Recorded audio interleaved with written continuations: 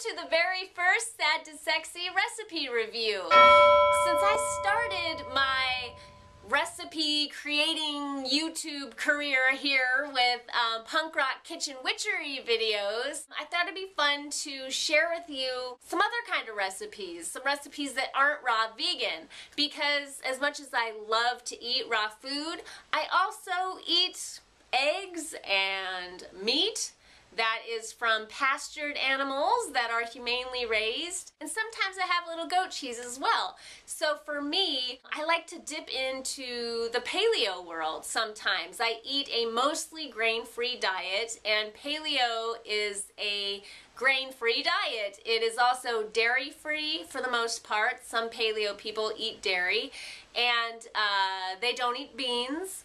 Their diet mostly consists of clean animal protein, hopefully from humanely raised animals that have been able to roam free and eat their natural diet and live a beautiful life. Because if you eat sick animals, you're going to get sick yourself, and not only is it horrible for the animals and horrible for the planet, it's also horrible for your body. So it's a lose-lose-lose situation. So if you're going to eat meat, make sure that you get ethically raised meat from a farm that you can trust. Do a little research. It's not that hard.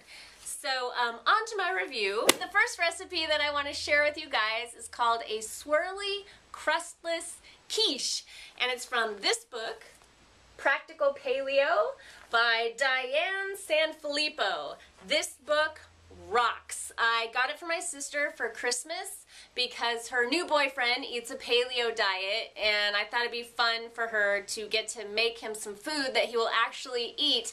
And the first 2/3 of this book teaches you all about the paleo lifestyle. But what I fell in love with once I got her book in the mail, I ordered it off Amazon, is the last third of the book is a recipe book, and these are the best recipes. They're so simple. Each recipe only has a few ingredients, and the directions are just easy peasy. This would be an amazing book for a bachelor or someone living on their own or somebody who is not too fond of cooking. It makes cooking fun and easy and inexpensive, all things that I think are important. So when I got this book in the mail for my sister, I was having a really hard time wrapping it because I got so caught up in the recipes, and I was like writing them down and trying not to break the spine, and it finally occurred to me, like, I better just wrap this thing before it looks used by the time she gets it and just order myself one. So I did. And I've made quite a few recipes for my family out of this so far. My favorite recipe is the pumpkin pancakes, and I will make that for you guys at some point. But the first recipe that I actually videotaped for you is this Swirly Crustless Quiche. And I will share the process with you, and then I will come back and give you my review. And I think I'm just gonna do the classic 5-star scale. So 5 is it's perfect, it's amazing, it's beautiful, there's nothing wrong with it, love, love, love. And 1 star is not so much. So yeah, let me show you how to make this Swirly Crustless Quiche. First, this is what the Practical Paleo book looks like. I suppose that's Diane Sanfilippo. And this is the recipe that we are going to be making, Swirly Crustless Quiche. This is what it is supposed to look like. And here's a little picture. Part of the instructions are to strain your zucchini through a cheesecloth, so that's what that looks like. And then here are the ingredients. The recipe calls for 2 large zucchini, so I am going to use 3 small to medium zucchinis. Okay, scratch that. It calls for 1 large zucchini, so I'm going to use 2 of these little guys. It calls for 2 large carrots, so I'm going to use 4 of these guys because they're pretty small. This is fresh rosemary because it calls for rosemary salt, so I'm just going to use my own pink Himalayan salt and a sprig of fresh rosemary, some coconut oil, and a dozen of the best eggs that you can get. If you can get free-range eggs from chickens who are allowed to roam free on a local farm. That is awesome, and you should get the best eggs that you can. These are just free-range organic eggs from Whole Foods, and they are still kind of expensive, so this is the best I could get. And that's it. This is gonna be our quiche. So there's my lovely shredded zucchini, and since I do not have a cheesecloth, I'm just gonna use this very porous washcloth. I don't even think this has ever been used. It's just gone through the washing machine, and I rinsed it out to make sure there's no weird, I don't know, cupboard dust in it.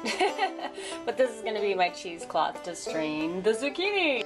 Pretty! There's my zucchini and my carrots and my fresh rosemary. I have to say, I'm very happy that I chose to use the fresh rosemary. I just got it from the farmer's market. There it is. I just took a little tiny bit off and chopped it up into little bitty pieces and sprinkled it in there. And that looks a lot like what my lunch looked like a couple years ago when I was total 100% raw foodist.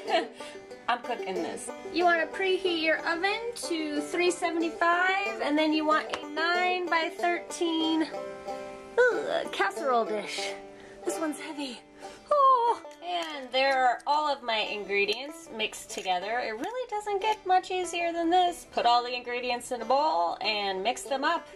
And the next step is I'm gonna pour it into my casserole dish. I don't know if this is actually working, but I'm gonna go through the motions anyway and see how it turns out. I'm gonna make 6 swirls with my fork here, just like she did in the recipe book. I can sort of vaguely see the swirls forming, but I don't know. What do you think? It doesn't look like anything on camera. There's a swirl. Can you see that? This might be a swirl-less, crustless quiche. We'll see what happens. This is what the Swirly Crustless Quiche is supposed to look like.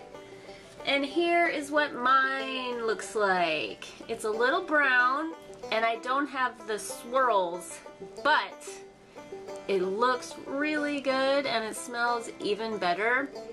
My oven is ancient and kooky, so I always have to take things out a little early. I took this out 8 minutes early, and it still got really brown around the edges, so hopefully it tastes okay. Hubba hubba. Yum. Okay, so that was my Swirly Crustless Quiche. I think that I could have done a better job. I feel like I needed to put more vegetables in it because my swirls didn't really stick, and it honestly, it tasted pretty bland. It was not the best. I think it needed some goat cheese or maybe some ham or bacon. It needed something. Something was missing. Some mushrooms if you're a vegetarian. And I don't know what to give it because I love this recipe book so far. I've never made anything in it that I wouldn't give 5 stars except this quiche. So I think I'm just going to keep it somewhere in the middle with 3 stars. I give it 3 stars. 3 stars with the possibility of improvement if you add some more flavors to the mix. I've just felt like it was just very spongy and bland. My sister actually made this, sent me a picture of it and said it was amazing, so maybe she did a better job of recreating it than I did. But so far, it's a 3-star item, and I don't really feel like making it again. So, moving on. If you have any favorite foodie blogs and recipes that you want me to try out, let me know in the comments down below. I can't promise that I will make a video for you, but I will definitely check out the recipe, and if I'm intrigued, we shall see. So, in the meantime, have a beautiful day. Much love. Peace.